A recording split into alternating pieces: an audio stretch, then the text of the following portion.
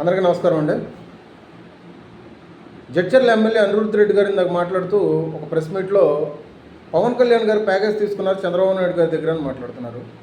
అనిరుద్ధ్ రెడ్డి గారు, జనసేన నుంచి మీకు ఒక సవాల్ విసురుతున్నాము.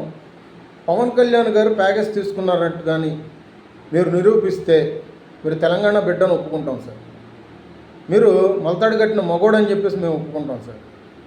ఇవాళ ప్రతిసారి జనసేన మీద, పవన్ కళ్యాణ్ గారి మీద మీరు పార్టీలు మారినా కానీ, కాంగ్రెస్లో ఎమ్మెల్యే స్థాయికి ఎదిగినా కానీ మీ స్థాయి మరిచి వాళ్ళ రోజున పవన్ కళ్యాణ్ గారి మీద మీరు విమర్శలు చేస్తున్నారు.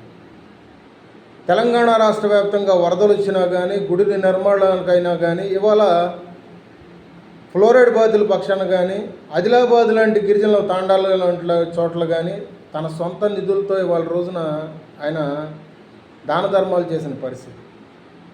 ఏ రోజైనా పిల్లికి భిక్షం పెట్టారా? ఎంగిల్ చేతులతో సహాయం చేశారా?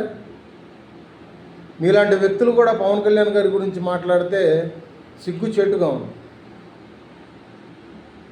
మీలాంటి వ్యక్తులు నిన్న జరిగిన జర్నలిస్టుల సమావేశంలో పవన్ కళ్యాణ్ గారిని వ్యక్తిగతంగా మాట్లాడి పవన్ కళ్యాణ్ గారి వ్యక్తిత్వ హరణం చేస్తూ ఆయన మాట్లాడిన మాటలని మీరు జర్నలిస్టుల తీవ్రవాదులు అని బయట ప్రజలు అనుకుంటూ ఉండండి. మీరు విమర్శించాల్సింది పోయి ఇవాళ వాళ్ళకి మద్దతు తెలుపుతున్నారంటే మీ బుద్ధి ఏంటనేది, ఎంత నీచమైన బుద్ధి అనేది అర్థమవుతుంది. అనిరుద్ధ్ రెడ్డి గారు, మీ నియోజకవర్గానికి ఇప్పటి వరకు మీరు చేసిందేమీ లేదు. నిరుద్యోగ యువతకి మీరు చేసిందేమీ లేదు. అర్థమైందా? అభివృద్ధి సున్నా. మీరు ఇప్పటికి కూడా పదే పదే పవన్ కళ్యాణ్ గారి మీద మాట్లాడుతూ ఉంటే మాకు ఒక డౌట్ వస్తుంది. జగన్మోహన్ రెడ్డి గారికి ఇంకా బానిస బతుకుతున్నారే అని పక్క రాష్ట్రంలో ఉంటాం.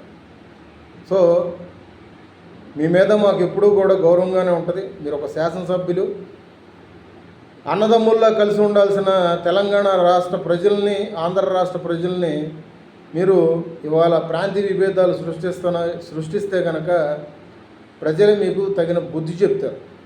దయచేసి మీ మాటలు వెనక్కి తీసుకోవాలి. మళ్ళీ ఇటువంటి మాటలు పునరావృతం కాకుండా చూసుకోవాలని చెప్పేసి మేము తెలియజేసుకుంటాం. జై హింద్.